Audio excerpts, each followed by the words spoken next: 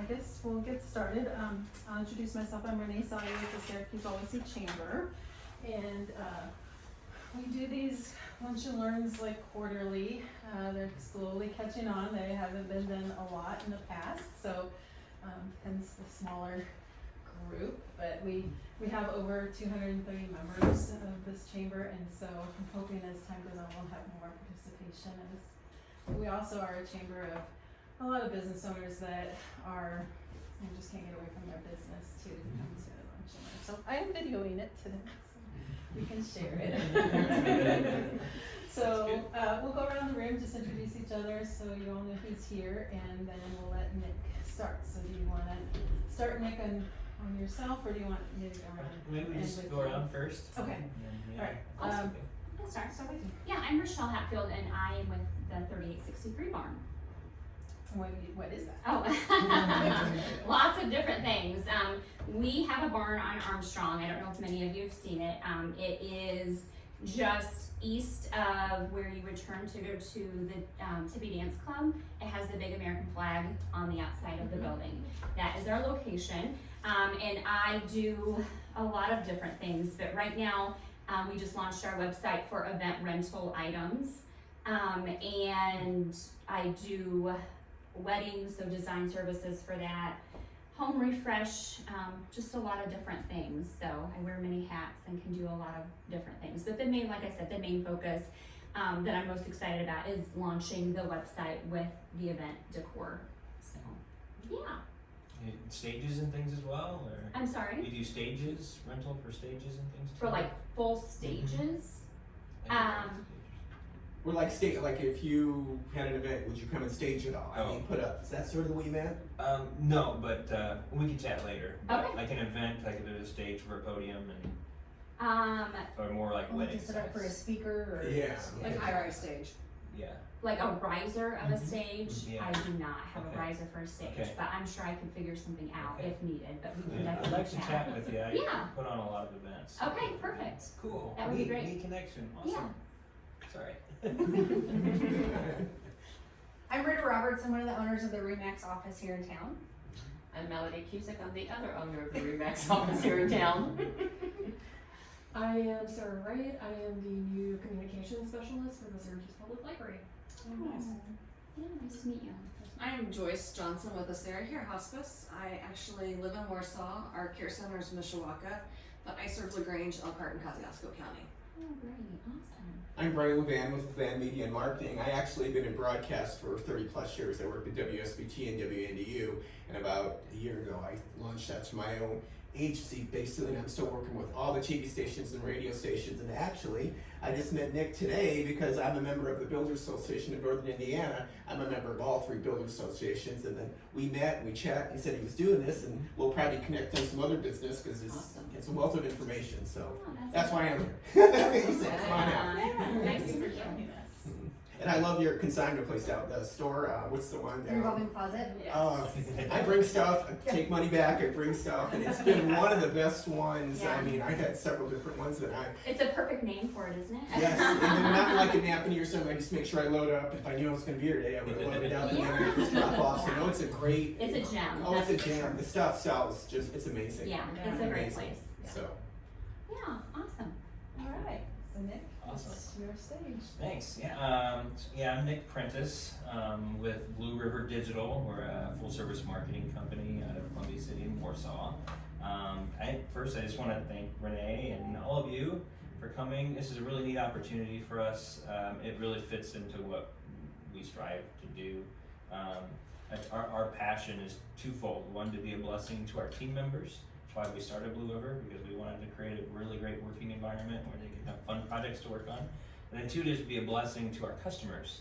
And like we were talking about this morning, a lot of times a blessing isn't necessarily selling them something, it's teaching them something. So that's what I want to do today, and I'm just excited for this opportunity on Lunch and Learns. I think it's a really cool chance to just take some time and teach you something about digital marketing today that you can actually implement. So I have a brief kind of scenario to kind of teach a little bit big picture about what digital marketing is and how maybe sometimes we overcomplicate it and we can make it a lot simpler. And then just ending with just some personal maybe questions about how you use your social media channels or digital marketing channels, and I can give you some advice that can help that you can actually implement right away. So that's our hope for today. I don't have a whole lot of visual pieces up here because I would like to maybe pull up your own social media pages, and we can walk you through either a post or an ad, or we can look at Google Ads, or what all those platforms look like. But just to start, Digital Marketing Simplified is what we kind of called this section, because I do believe that a lot of times when you hear digital marketing, that can be a little overwhelming, because that means a lot of different things. There's a lot of things in digital marketing. So I wanted to read off as a Google definition of what digital marketing is, and how it's really not too different from what we actually have been doing in traditional marketing for years and years and years. And as digital marketing is a component of marketing, so it's just part of marketing, that utilizes internet and online-based digital technologies such as desktop computers, mobile phones, and other digital media, and their platforms to promote your products and services. So just a long example, basically just saying we use technology to promote your products and services. So really, if you think of it that way, it's no different than utilizing broadcast television or radio or newspaper or print. You want to think about the same things when approaching your digital marketing strategy as you would then, about who your target audience is, maybe even more defined of who, maybe you know who your target audience is, but you have somebody specific you want to start talking to. And then understanding what platforms and media choices you have out there to market to those people. I love digital marketing specifically. I'm a big fan of marketing in general. I definitely believe that all types of marketing is good types of marketing when used right and for the right purposes and reaching your right audience. But I specifically like digital marketing because it's one that is measurable. Like we can see the statistics, and we know when they click, and we know when they visit your website, and we know when they convert and leave your website through a purchase or filling out a form or those kind of pieces. So I really like digital marketing for that reason. Also, I've grown up in it. I've had a Facebook account since it was the Facebook in the early 2000s, and just through getting into marketing right out of high school, and all the different areas that I've served in, digital marketing has always been a component of that. So I kind of live and breathe it already, so I enjoy it. I have a passion for it, and I also have a passion for seeing my friends' businesses just take off. So I'd like to just share 6 or 7 types of digital marketing, and then maybe in the end we can maybe focus a little bit more on social media. I think that's probably where most of your minds go when you think of digital marketing. But there's different parts of digital marketing is your content marketing, your search engine optimization, and it's also referred to as SEO, abbreviation. You got pay-per-click, that's abbreviated as PPC, or sometimes search engine marketing or SEM. These are all kind of interchangeable terms in the industry. And you said pay-per-click? Correct. Yep. And I'll get into a little more detail on each of these and what they actually are and where you see them, because I'm sure you've all had interactions with all of these and maybe didn't even realize it. And we got social media marketing, email marketing rather, and then lastly affiliate or what's the word? Influencer marketing. I'm sorry, affiliate or influencer marketing. And those are interchangeable there. So I thought maybe I'd just walk you through like how I would set up a digital marketing campaign using those pieces, and I can kind of use that example to explain what each one of those pieces of digital marketing, how it is. So if we were to look at a website, maybe we can use our Blue River Digital website as an example. if we look at our website, we'd want to start with content, right? So, and I think it's maybe to take one step back. I think it's really important to understand that the way consumers are purchasing these days, a lot of times our websites are just as important, and sometimes maybe more important than our own brick and mortar stores. Sometimes that's hard to grasp and get your head around and understand, because you put so much into your brick and mortar stores. You want to make sure you continue to drive people to your stores, but when we think of digital marketing, our goal is going to be to drive people to your website. So it's important you have a great first experience, and there's a few things that maybe you can just note about your website and that first impression that they get, to make sure that experience is there. So just think about how fast your website loads. Videos are great. We love videos.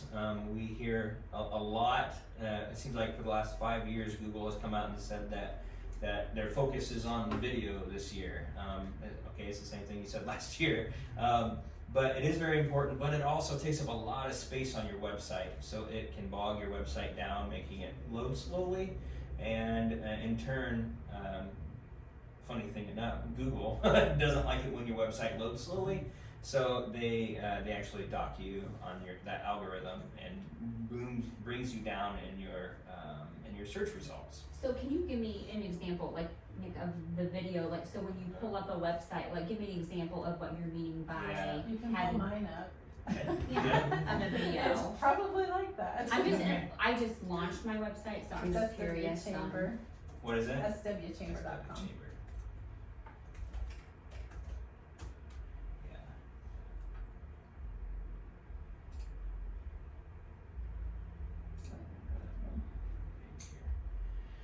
So, so this here, there's a few things so that pop-up that came up right away, which does take some of that load time. But also the preload video is really where I'm coming from on this. There is some ways to not necessarily embed that video, but have it hosted on YouTube or Vimeo, and then have the video played that way. It looks like this is just a self-hosted video on the home screen. It looks great, and it's really eye-catching. And one thing that you can do to get around that is upload a GIF file or a GIF file, how you pronounce it, instead of an actual MP4. That will load quickly, and it wouldn't slow your site down a little bit, because I think here in town, or even sometimes here in town, we Yes. don't have the best internet connections and speed. So think about it from a consumer's perspective. Anything with digital marketing, you want to think of it from their perspective. And when they try to get to your site and they can't find what they want, then they're going to be more likely to bounce off of your website and then go someplace else to find that. So the content there is really important. So this is one thing that I would probably recommend not to do unless it's embedded on the site. We can put in YouTube hosted video links, but most of the time, unless you have a special code entered in there, which you can do, you'll have to click to play it. So that's what I typically recommend doing, is having a separate video section on your website. People want videos. People want to use the information and learn about your companies with video. So it's important to have them there, but Google's kind of, they're kind of the kings when it comes to that. So that would hurt your optimization on your website, which we'll actually get to a little bit more further, because that's actually the second point, is actually the search engine optimization. So the first thing there is that content on your website, and building up, since we know, sorry, I feel like I'm going in circles, since we know that the website is just as important as our store, it's important that we have all that information that we would typically have when they come into our brick and mortar, or we sitting down with them in person. It's important that our website has that information there for them to find it. And yeah, in most cases, that's what I just had an idea of a customer that actually wasn't the important thing for them to learn on their website, but understanding what your goal is for your website would probably be important first too. So,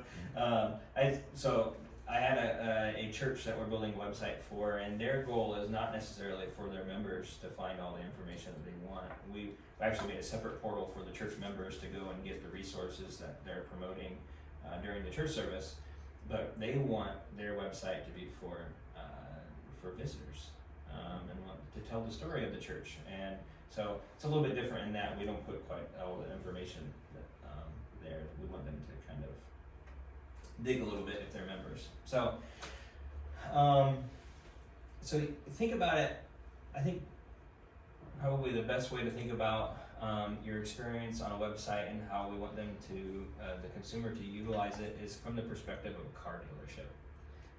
A salesman wants to have that touch point with them because they want to develop a relationship with the customer. Now that most of our customers are going to the website first, it is harder to do that. A lot of times they'll come to you already have researched and figured out what they want, and sometimes they're pretty knowledgeable on what they're coming to you to ask about. So it's important to tell that story. So oftentimes I see, especially on new websites, or actually old websites too, but we see that maybe the About Us section and the history part is forgotten about and it's buried, kind of an afterthought. It's important to bring that back out, to tell your story, even on the home page, because this content, to see here. So your Google search is probably going to find this first, right here. They look for the first bit of text unless we tell them differently. So when you do a Google search for Chamber of Commerce in Syracuse, Indiana, your search results will show up. It'll show your website, but this is what it'll start to say: our business is your business, and which is good. But we want to make sure we have text just like you have here. So I would probably maybe put a little bit more text on this page, but something I can help you with. Mhm. Yeah. We can work with. It's not a bad site. I don't want to tear it down. No, but that's it's, okay. but just some examples. We always want to make it better. So we want to be able to tell that whole story, so we have that opportunity to tell them why they need to buy from us and not our competitors. So all that being said, our goal in digital marketing is sending them to the website. So here's an example of a digital marketing campaign and kind of the workflow through all those different platforms that we talked about, are parts of digital marketing. So first one is content marketing. So we want to create blogs and videos and info charts and things like that to add to the website, so what we're telling our story and we're providing relevant content that people want to go and check out. Give them a reason to go there. Also, probably should mention also products. Your products and services are important to have listed here, because if you have an e-commerce website, that's what they're going there for. So making sure that you have good pictures of your products, good descriptions of your products, and giving them content there. So quite simply, that is what content marketing is adding content, specifically in this case to your website, so there's something there for them to go check out when they get there. Next, we want an audience to get to it. We want to know that it's being seen. There's a couple different ways to do that, but to start, it is the search engine optimization piece, which is that second point. And with search engine optimization, basically what we're doing is we're optimizing, we're adjusting our website to meet the qualifications that Google is looking for. And that's sometimes complicated because Google changes their rules a lot. But like I said, I wanted to try to simplify things for you guys today. So Google is always going to do what's right for them, which is the habits of us, right? So our habits, we want to do what's easy, so less clicks, faster load times, video in the right places, contact information where I want to find it. Those kind of things are what Google's looking for also. So that's how they'll rank your website. So really, when you're building your website and you're optimizing it, making sure you're making those adjustments, just thinking through how a customer would use it, and if they're able to find what they're looking for when they're there. There's also some tools that Google has, a keyword research tool that you can just literally Google that and find, and it's part of Google's process of selling you ads, which we'll get to here in a little bit.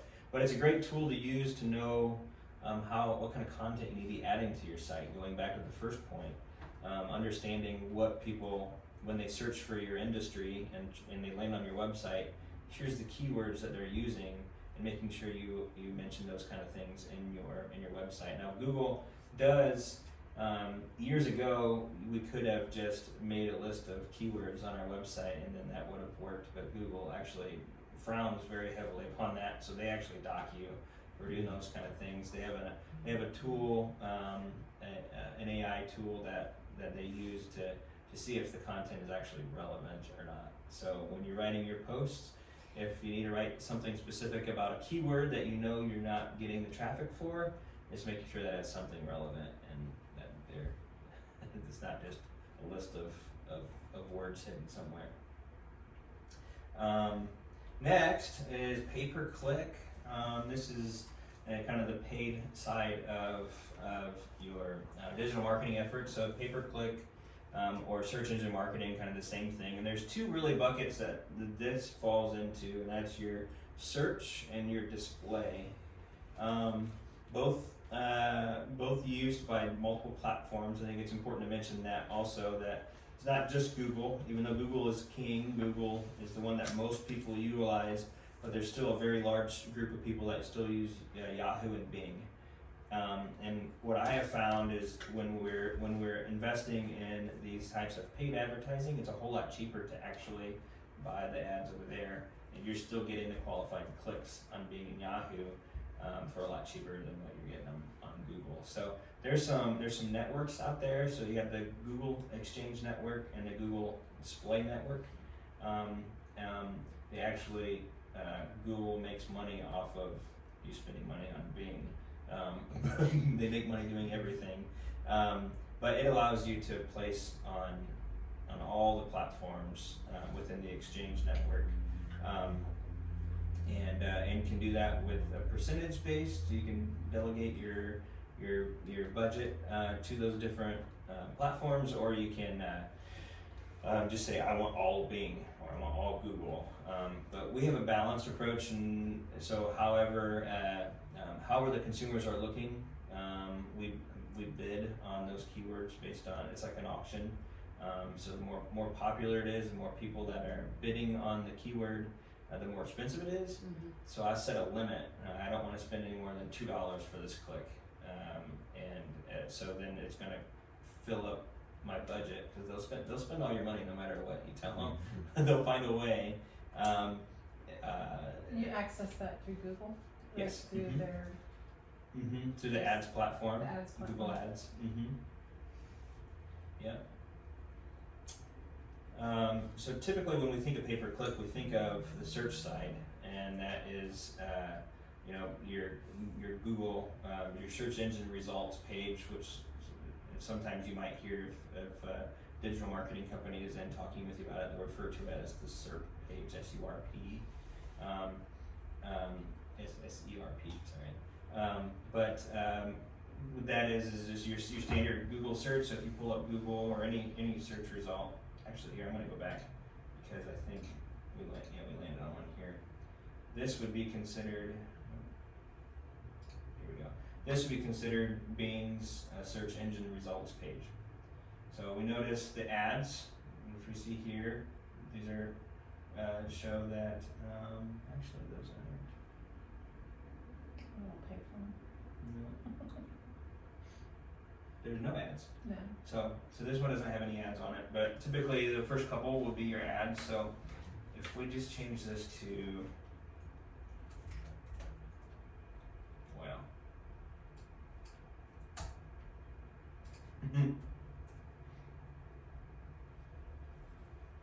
So there's a lot of different things going on here that I can get into if you guys would like. But so the search engine results page comes up with a lot of different things. Typically the first couple are the paid ads.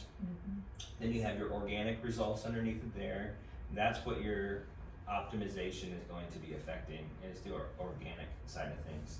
The pay-per-click is what is going to show up in the ad section at the top, or sometimes they display them at the bottom. Their goal is to get you clicks. You only pay when somebody clicks on it for the search part. There's also a display network that Google has, and that's for picture ads and for videos. So they purchase ad space on websites all over. You think of like ESPN or Fox or CNN or any site that has a lot of traffic, they'll buy ad space on there and have it part of the exchange network. So you don't have the opportunity to say, I want this to be on ESPN. You buy into the platform and then you tell them what kind of people you want to target, which is really neat because we can say that we want people that have visited HGTV's website in the last 30 days. And then that ad will be displayed wherever else they go. So if they end up if they're on HGTV's website and then they go to DIY website and they have Exchange Network ad space available, then your ad can show up there. So like if you're searching for socks, like, you know, like all of a sudden I start getting like all these socks Yes. ads on my Everywhere you go. Facebook page, Yeah. and you know. Exactly. Yeah. As soon as you look for one thing. It's funny because it's creepy. Yeah, it Right, is. it's It creepy. is. It is a It's little. really It's bad. creepy when you think it and you Yeah. don't search it, and then it's there. That's the creepy Or part. you Yes. say it and it's Yeah. The creepy Uh-huh. part. Yeah. Yeah. So it's creepy to us, but from a business perspective, it is an amazing tool.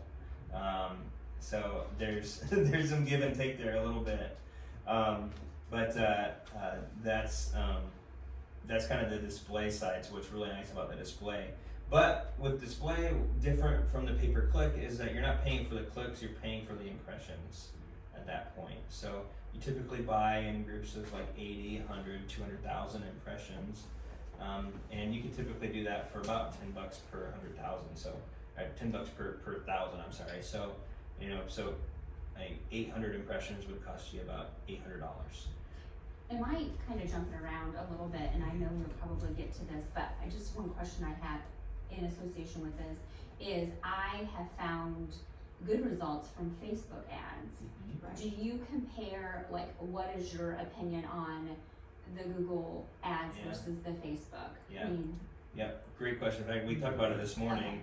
I definitely prefer the social media, Facebook ads over Google. I think you get more bang for your buck. Absolutely. yeah, and I was gonna say, I mean, I do several things at the barn, but I have a Christmas sale each year in the barn, and I could not believe the Yes. results. I mean, just how many people it Yeah. showed. I mean, like, it was absolutely unbelievable for the amount of money that you spent. I mean, it was pretty crazy, and that's why just your personal opinion, Mhm. the Google versus the Yep, social media. yep. There's definitely a place for Google, but I would prefer investing in social media. It goes a lot further. You can spend a lot less and go a lot further than you can with Google. So you think of back to the car dealership example.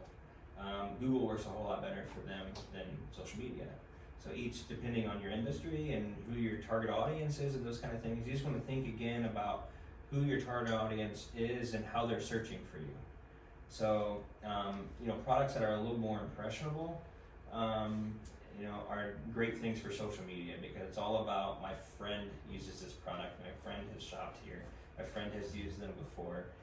Whereas with Google, it's a little more transactional. It's about, okay, I'm looking for a car, at price between here and here, and that's where Google really works well, or those kind of pieces. And it does, you get what you pay for with Google. You spend a lot, but you get results.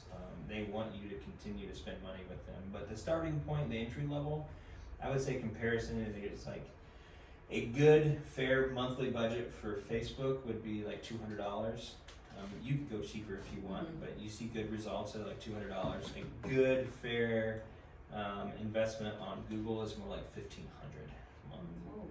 So there's a huge difference, but And also in corporation with that, and since we're all kind of in unique situations with us being in a lake area, you know, I had a client this morning that's from Indy, but their event is here locally. So would you agree that, and I know obviously with Rita and Mel, like, you know, a lot of, they're not from this local area, so would you still agree with like the Facebook, putting your money towards that versus the Google, even if they're not from this particular area? Sure, good, Okay. good question. So yes, with a caveat. So one really neat thing that Google offers is us to target address with addresses. It's geo-targeting. So if we have an address, we can specifically target their address. Now, so it's not cost effective unless you have a list of a few hundred or a few thousand. Then it becomes cost effective to target them with Google. But you can upload your list to Google. Where this really works well with real estate is if they have a second home, like in Indianapolis and one up here, we can mine those addresses of their first home, right, and know that they typically are buying their second homes in this area around the lakes, and can specifically target those addresses. So we do this a lot we do a lot of real estate. Probably 70% of our business is in real estate and auctions throughout the country. And we do a lot of addressable geo-targeting, specifically when we know, like, a lot of these big real estate and auction houses know who the buyers are gonna be. Like they list a house for a few $1 million and they know it's more than what the normal person would be able to buy. They could go to the list and say, I know that it's gonna be probably one of these 15 people that are gonna buy this place. Probably fits better with land than a home. But they already know, so we can target those people with digital marketing. We already target them with complementary pieces like with direct mail and strategically placed signage, you know, things like that. But so there is some opportunities with Google that Facebook doesn't offer us to get a little more targeted. Facebook is continuing to take away some of the targeting options that we have. I still think they have the best tools for allowing us to target specific people out of all of the digital marketing platforms. They are trying to be, for PR reasons, they're trying to make it look like they're trying to be more protective of our data. So, and notice the trying. So it's, yeah, they have a different agenda, I believe, than what they're actually doing. But so they're continuing to take. We used to be able to target by credit score, and back probably 10 years ago, 18 years ago, we could target by credit score, which was awesome for real estate. And we didn't want to waste our ad dollars on people that weren't going to get approved for their mortgage loan. And same thing with car dealerships, they really liked that, and they took that piece away. When we see the data, we don't see the data associated with the name. We just know that we're going to target anybody with a 700 up on a credit score, and then can go that way. So that way isn't available anymore because they continue to take those pieces away. But so it's still expensive. Google's still more expensive if we're to target out of the area. Cause like I'll be honest, like I really don't know what I'm doing with social media, and I feel like I've done well. Like my Google for my business, I mean, I'm getting almost 2,000, like, which I don't know what I know I download pictures like crazy because I know people are visual, and I know like with Facebook, but it's amazing to me how many people are finding my Facebook that are Chicago indie, which is, it is surprising to me that they would be able to do that. And I know it's, you put in a certain demographic of age that I'm putting in. I don't know any more other than that to do.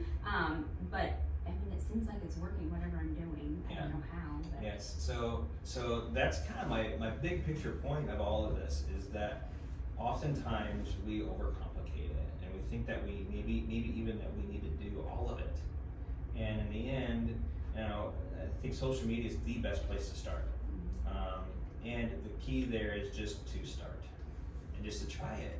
And it's just like with anything else, you just start doing it, and then you learn from it, and then you make adjustments, and you've already found that you need to download a lot of pictures, and People you're love the pictures. Yep, you're narrowing down on who you're targeting and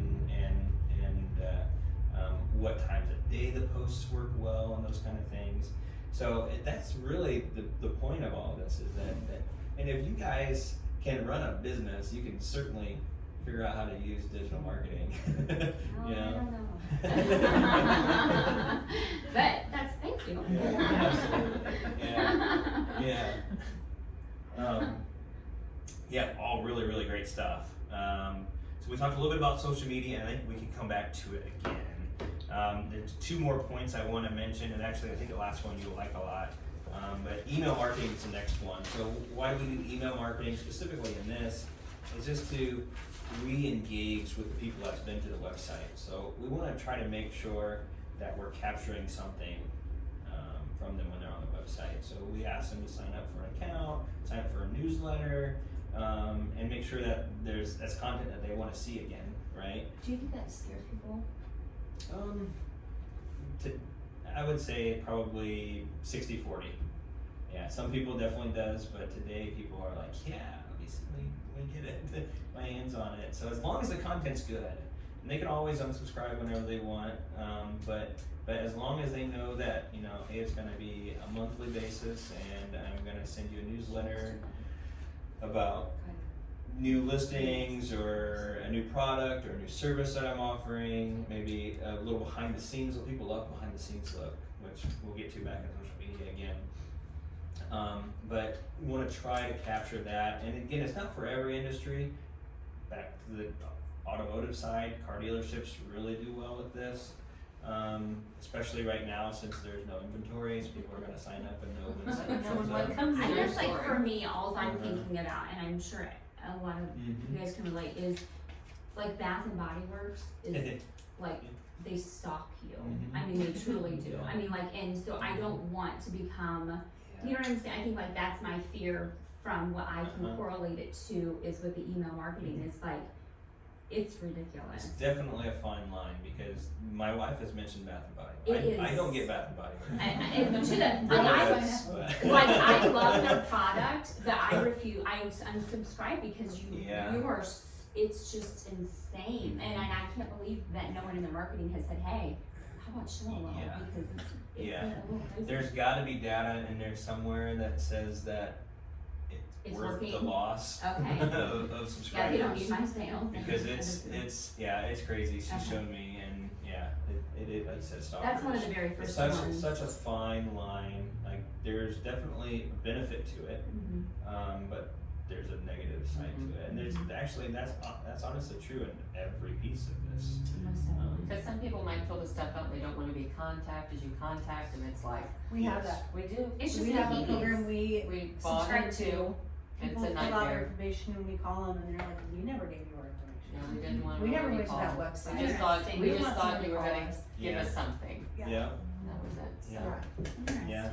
Gotta be careful because, you know, we think it's all the big bang, you want all this stuff and they're like, Right. nope. Yeah, yeah. It's challenging because sometimes, you know, like for real estate, for example, you know, unless you're moving a lot, you probably, what is it, 5 or 7 years on a home, That's what they say. you know, and so like, you know, it's less relevant after we just bought a house, but then you just received my contact information. So how do you stay in front of them and relevant? So, you know, it's part of the challenge we talked about on social media this morning also about the about Reels, Instagram Reels, and how that's a really great thing, and we'll talk about that more in a little bit, but it's requiring so much more time because you have to plan for that stuff. And What was that? Instagram Reels. It's blowing up right now. What does that mean? Yeah. Agree with me, girl. I don't know either. We Yeah. went to a seminar in Chicago and they said that, and I'd never heard of it before either. Yeah. It Yeah. just like I really didn't hit even within like the know past what it was. month or so. and they're putting like all their eggs pretty much into the Reels basket. If you post like a Reel, you get insane hits because right now they're really promoting those Instagram Reels. So it's different than stories. It is and it's different than different than stories. posts. And it's different than posts. Okay, It's highly interesting. exclusive video. They've actually got, I'm assuming it's R-E. I was just gonna ask his Al. name. Yes. Yep. because they have like a separate little tab. on- Has anyone personally done this? Yes. Look at you, girl. Okay. Well, tell us about it. Unfortunately, like, yes, our Instagram account, when it was set up at the library, they set it up as a business, so you're limited to the lame songs. And so, like, some of these other libraries, I'm watching them, like, do all these cute videos with, like, the really good songs. I can't access those songs. So because it's not a personal account, it's a business account, Yes. you're limited. Or if you set up, I think it's either entrepreneur or professional. Those both allow you to have access to the good music. But So it's like a spin of TikTok then, if you're adding Yes. music to it? yes, it is like pretty much like Facebook-Instagram's attempt to muscle into Mhm. TikTok's territory. Gotcha, okay. Yeah. It's exactly it. And so when yeah. you say like massive amounts of clicks, like how much are we talking? Like me personally, my Instagram account, which you would think with the industry that I'm doing, young brides, would be huge because Instagram is larger than Facebook. But my Facebook gets more Mhm. activity than my Instagram. Sure. I have a ton more. But that's probably because you have more parents on Facebook than you do I Instagram. wonder if that's what it is. It's referring to people. Generationally. So then, and how many on these reels are we talking as far as clicks? Like how much of a difference? Yeah. So Because like mine, I did a horror movie reel to kind of push our new display that we had. Normally, I'm lucky if I get like 23 views.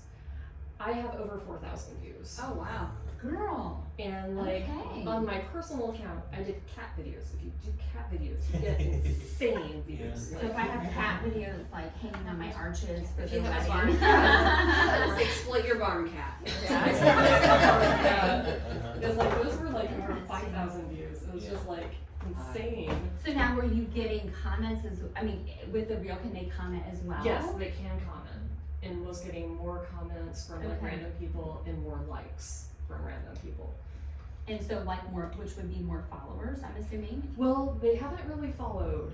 They've just more interacted with the posts, but some of them aren't local. So I think they're just seeing like, oh cool, this library, and then they're not like, well, they're not anywhere near my area.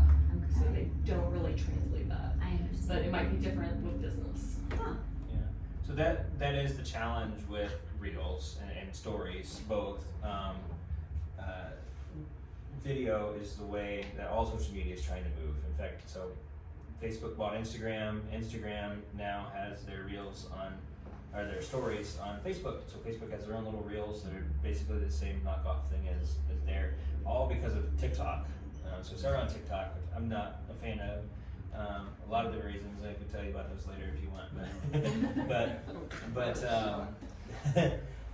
but so this is their attempt to take over that market share and trying to do it in a way that helps the businesses more. It's really hard, even on Facebook and Instagram, to do a great reel or story for a brand, because what these are replacing is your timelines. So now no longer are we sitting here going through a Facebook timeline here.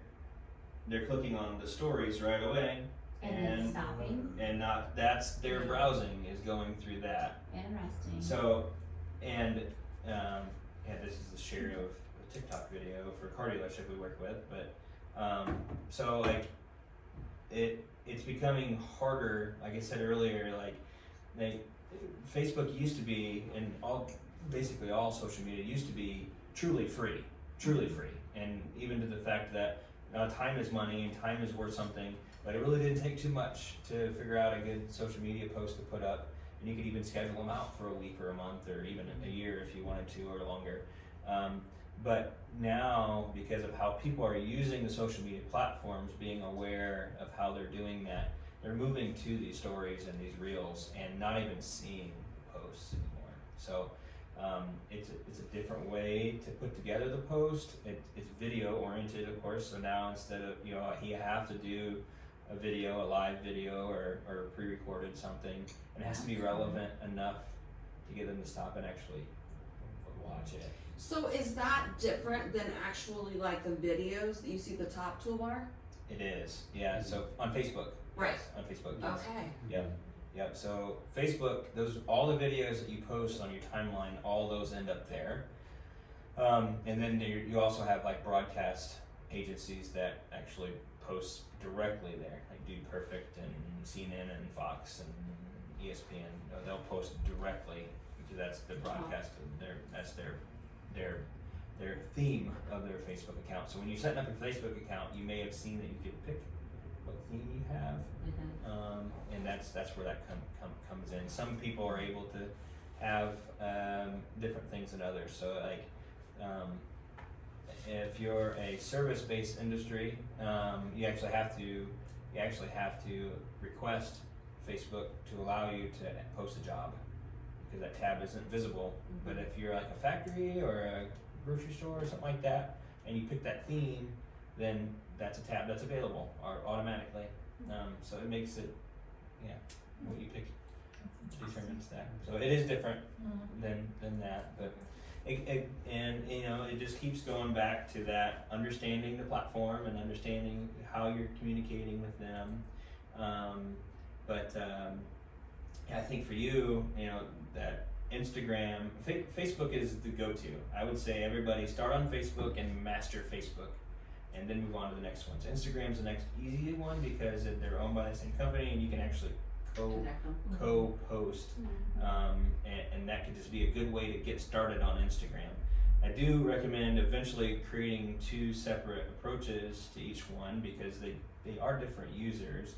But actually, Facebook usership, the age was going up and it is coming down again.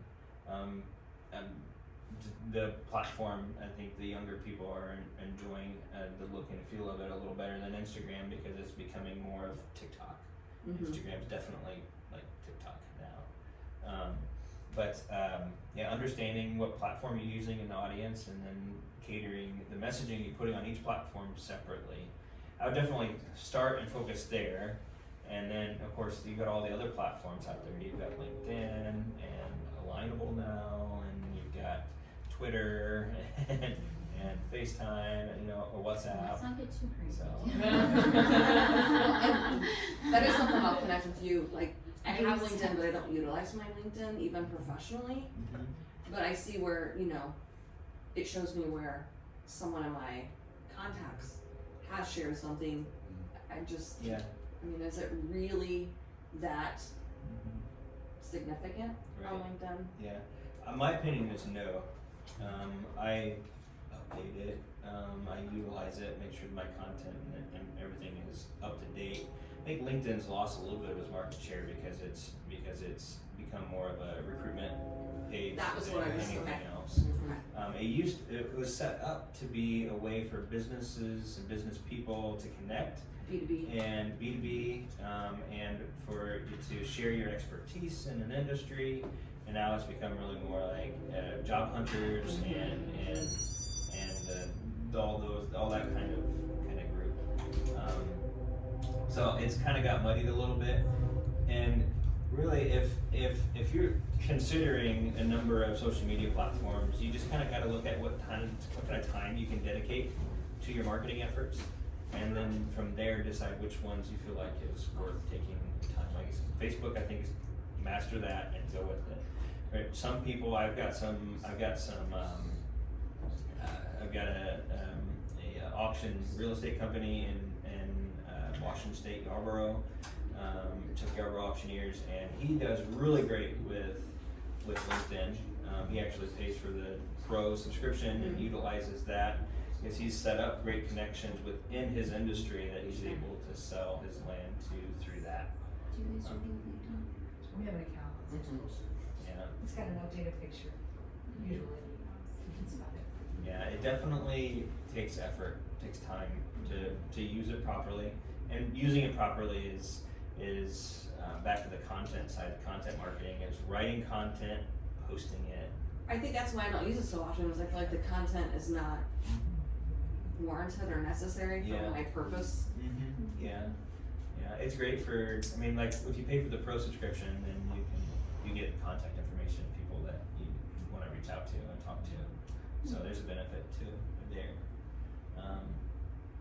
But the last piece is the affiliate and influencer market, which ties in really well with social media, but also there's sites out there that would peddle your products for you for a fee.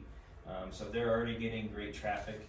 Amazon would probably be the best example of affiliate marketing, because if you have an e-commerce store and you have something on your store that they don't have, they'll reach out to you and they want it's 35% is what they want. So it's expensive.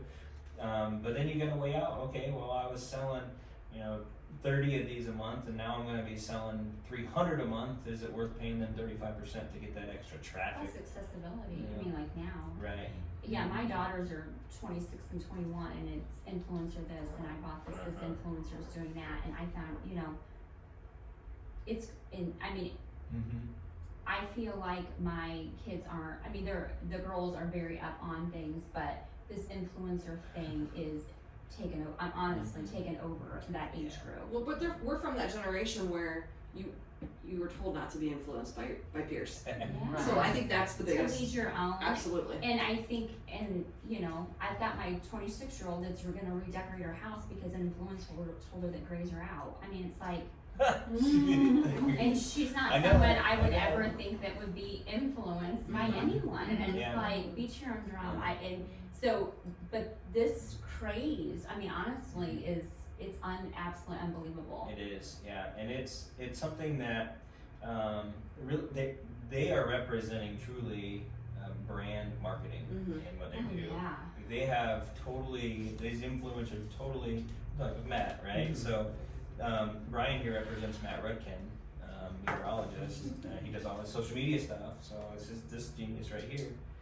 He does all that. I'm sorry, like connected with like sponsors and stuff, and that's what interesting. Like you say, the influencer with the whole COVID thing. My son lived in Chicago. He came back home because he could work from home. My daughter graduated from IU. She didn't have a job, so everyone. My wife works at Martin's Supermarkets, which is a corporate office. And just being there all day long, we're all working. I wouldn't even know what an influencer was. To be honest, I'd listen talking at lunch or dinner, and my wife would follow. She likes cooking with Gabi. So she follows that influencer. My daughter's more fashion. So we're talking about the influencer, and then with Matt Rudkin, he was at WSBT. He had his own page, like his Facebook page. He has now, we had then 95,000 followers. He's at 96.1 right now. And that was his page. So when he decided to leave the station, he got another job working at United. He's doing the things with the airports, like flight, different travel here and there. But this is like his passion. So that page was his. So he actually then reached out to me. We worked together, but I didn't really know him well. And he goes, hey, I know you work with a lot of local people. Would you be interested in working with me if I decided to leave? And he did leave. So his page took off. So we looked for sponsors. And again, he is an influencer, but in a different way. People follow him just because who he is and what he says and his, when you read all when you read the comments, Really? you could see these people. It's like, oh my gosh, you would think they're gonna have him over for dinner. I mean, No, they really. it's because he's likable Yes. and relatable. And I didn't really know him before this, and I can tell you he's the most genuine person you'd ever want to meet. Yeah, I he's mean, from genuine. here. Yeah, I know and his so mom. so he's an influencer. So what we did, we're working on different. So we have to because he brings all the data in. His is really tied towards weather, but he throws in some other caveats to also work in with people, your life. And so just for data to get in, he spends $5,000 a month just to get the data in. Wow. So a lot of our sponsorships are directed to pay for a lot of the data. Yeah. And eventually, probably in January, he might do a YouTube channel or something. Right now, he can't because of his with working at the station is non-compete. So, but the Facebook page was his. But also with Facebook, he's also on Instagram. He had like 94 followers. He wasn't big on Facebook was his big one. Well, in July, he switched it over. He started doing stuff on Instagram. So he's grown to like 1,011 since July. And then Twitter, he was like 9,400, he's about 9,345 now. So he's been, so Twitter, so then when he does a post, he posts it on all three. So we're growing him, I mean, and like he did a post about, he was in Chicago and how the building sways a little bit. Whatever he posts, I kid you not, within, oh my gosh, it just blows up. And like, I've learned so much about this too, and that's what I was asking Nick about it, and just like with, and all his is organic. So none of it, there's no ads paid. So what he'll do, so like Matt always says, the post has to be relevant.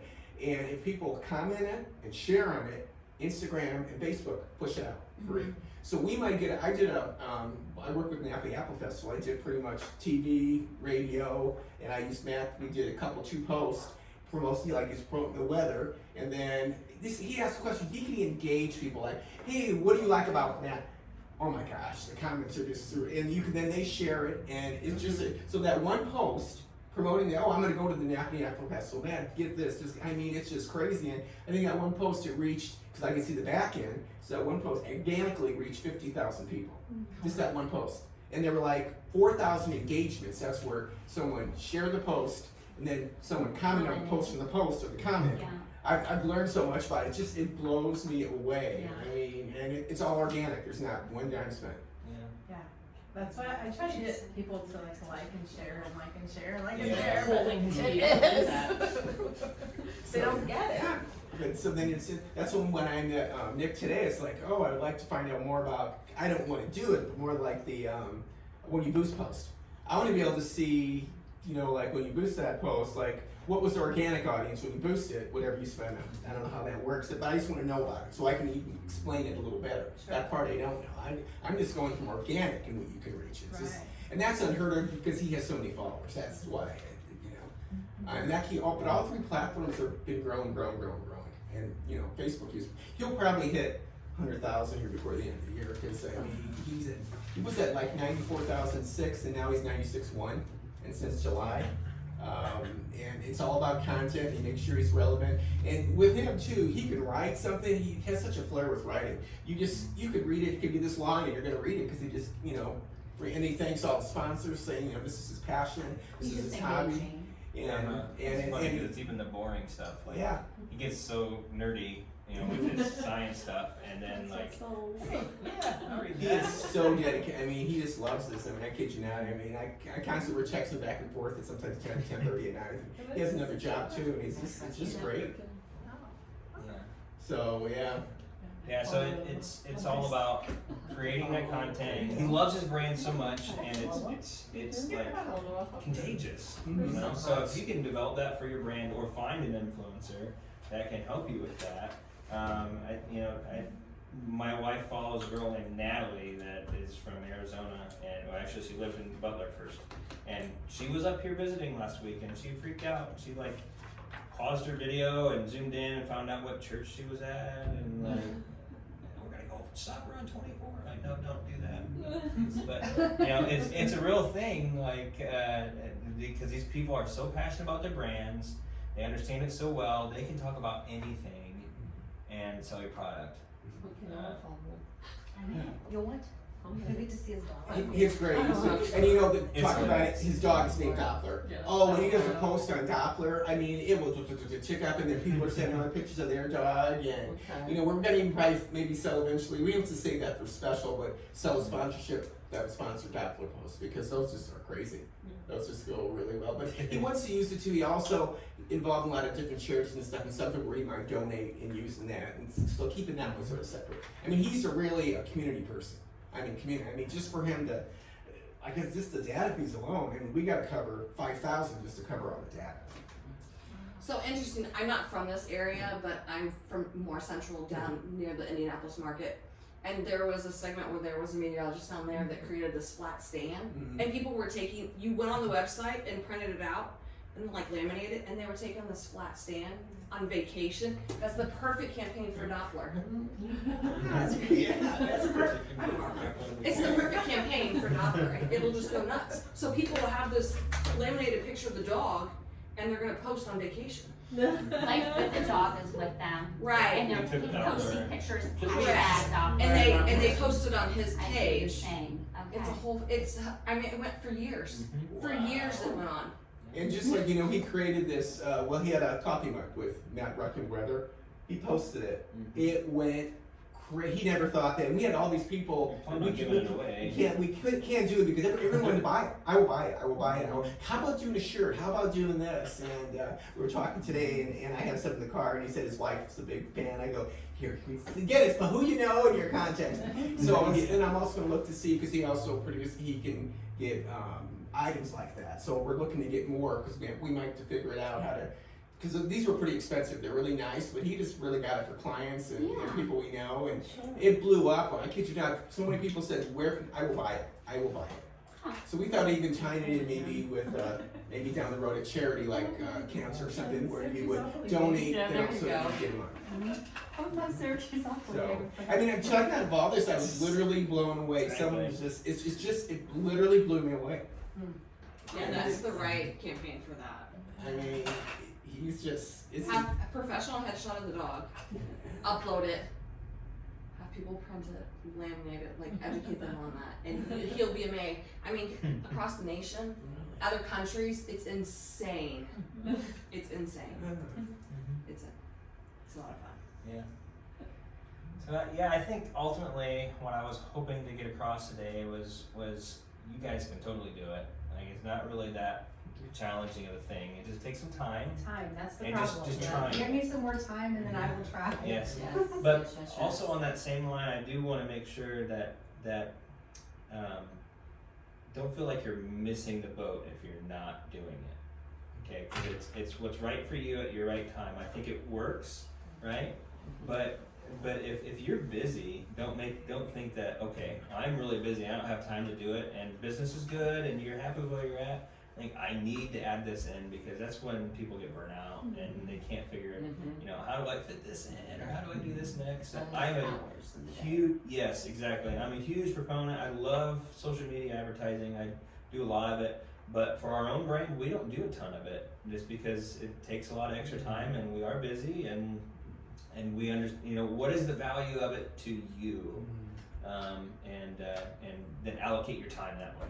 You know, but. I think for you, I think that you guys could be an influencer pretty easily. Yeah. Yeah, like people like the wedding stuff. People get crazy about that.